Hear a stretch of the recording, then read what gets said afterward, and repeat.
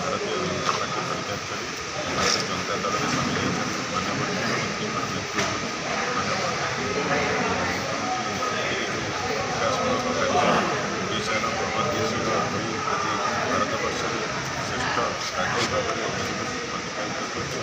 ସେଥିପାଇଁ ତାଙ୍କର ଆଦର୍ଶରେ ଅନୁପ୍ରାଣିତ ହୋଇକି ଆଜି ଆମ ବିଜୁ ଜନତା ଦଳରେ ସମସ୍ତେ ଜଏନ୍ କରିଛନ୍ତି। ସେଥିପାଇଁ ମୁଁ ତାଙ୍କୁ ସମସ୍ତଙ୍କୁ ସ୍ୱାଗତ ଅଭିନନ୍ଦନ ଜଣାଉଛି।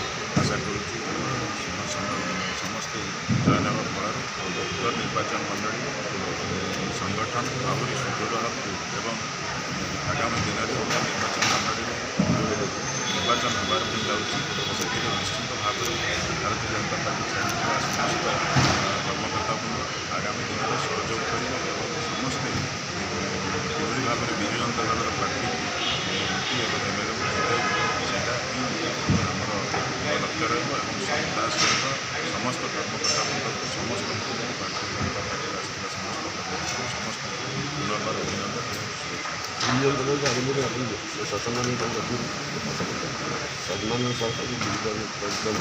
ବିଜୁ ଜନତା ଦଳ ଏଭଳି ଏକ ରାଜନୈତିକ ଆଞ୍ଚଳିକ ଦଳ ହିସାବରେ ସମସ୍ତଙ୍କୁ ସଦାବେଳେ ସସମ୍ମାନ ସହିତ ରଖିଥାଏ। ମାନ୍ୟବର ମୁଖ୍ୟମନ୍ତ୍ରୀ ନିଜର 4.5 କୋଟି ଓଡ଼ିଆବାସୀଙ୍କୁ ନିଜ ପରିବାର ପରି ରଖିଥାନ୍ତି ଏବଂ ପରିବାରର ସମସ୍ତ ସଦସ୍ୟଙ୍କୁ ସେ ସମ୍ମାନ ଦେଇଥାନ୍ତି।